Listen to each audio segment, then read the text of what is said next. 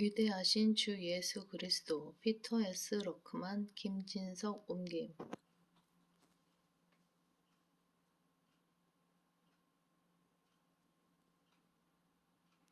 이로 인하여 하나님께서는 그를 지극히 높이시고 모든 이름 위에 있는 한 이름을 그에게 주사 하늘에 있는 것이나 땅 위에 있는 것이나 땅 아래에 있는 것이나 모든 무릎을 예수의 이름에 꿇게 하시고 모든 혀가 예수 그리스도를 주라 시인하여 하나님 아버지께 영광을 돌리게 하셨느니라. 빌립보서 2장 9절에서 11절 말씀. 역사는 소위 수많은 위대한 인물들을 열거한다.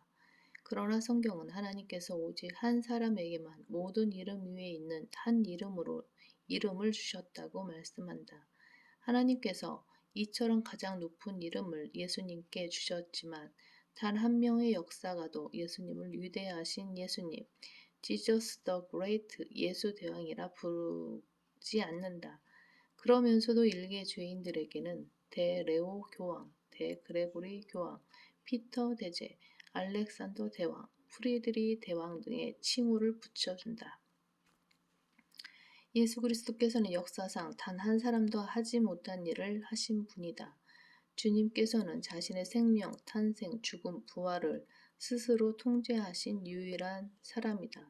예수님께서는 그분 자신이 자원에서 자신의 생명을 내어놓으시지 않는 한 아무도 그분을 죽일 수 없는 분이고 죽으신 다음에 스스로 자기 생명을 다시 취하실 수 있는 유일한 분이다. 하지만 그 어떤 역사가도 심지어 예수님을 따른다고 하는 학자들조차도 예수님께 위대한 The Great 대왕이라는 칭호를 붙여드리지 않았다. 실로 이상한 일 아닌가? 그들은 위대한 샤를마뉴, 위대한 칸 등을 칭송하면서도 땅과 그 안에 있는 모든 것을 만드신 하나님께서 지상의 그 어떤 이름보다도 높이신 예수 그리스도께는 위대한이라는 칭호를 붙이지 않는 것이다. 혹자가 이 기이한 현상을 연구한다면 그 누구도 창조주께서 하신 말씀을 믿지 않기 때문에 그런 것이다 라는 것 외에는 다른 결론을 내릴 수 없을 것이다.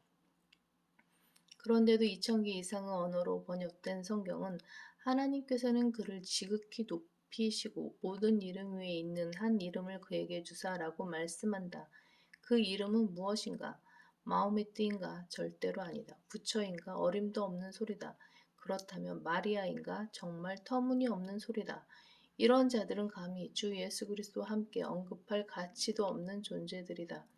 모든 이름 위에 있는 한 이름, 곧 예수, 지저스는 신약 성경에서 982회나 나오는 이름이며 바로 이 예수님께서 초림 당시의 구약 성경에 기록된 48개 이상의 예언을 한 번에 이루셨고 재림 때는 500개의 예언을 모두 성취하실 것이다. 멍청한 모슬렘들은 구약 성경이 마호메트에 대해 예언했다고 주장하는데 그들은 그런 주장을 입증할 만한 구절을 5개도 제시하지 못한다. 물론 그 5개도 안 되는 구절조차 그런 내용과는 전혀 무관하다. 만약 마호메트의 추종자들이 그에게 화평이 있으라, 그의 이름을 송축하라라고 할 만큼 마호메트의 이름이 존귀하다면 왜 성경에는 마호메트의 이름이 가장 위대한 이름이라고 말씀하는 구절이 단 하나도 없는가? 시몬 베드로가 모든 이름 위에 있는 한 이름에 대해 무엇이라고 말했는지 아는가? 그러므로 다른 얘기는 구원이 없나니 이는 하늘 아래서 우리가 구원을 받을 수 있는 다른 이름을 인간에게 주신 적이 없음이라. 말하자면 베드로는 이 구절 하나로 마호메트, 부처, 마리아 등의 이름을 모두 창밖으로 던져버린 것이다.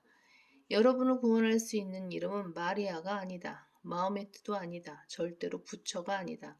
하나님께서는 빌립보서 2장 9절에서 11절에서 예수님의 이름을 높이신 것처럼 다른 누군가의 이름을 높이신 적이 없다.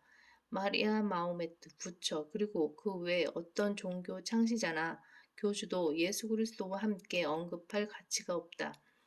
예수님의 이름이 얼마나 중요한지 알아보려면 성경을 펼쳐서 이 이름이 얼마나 다양하고 중대한 일들에 연관되어 있는지를 살펴보면 된다. 첫째, 죄인들은 예수님의 이름을 믿고 구원받는다.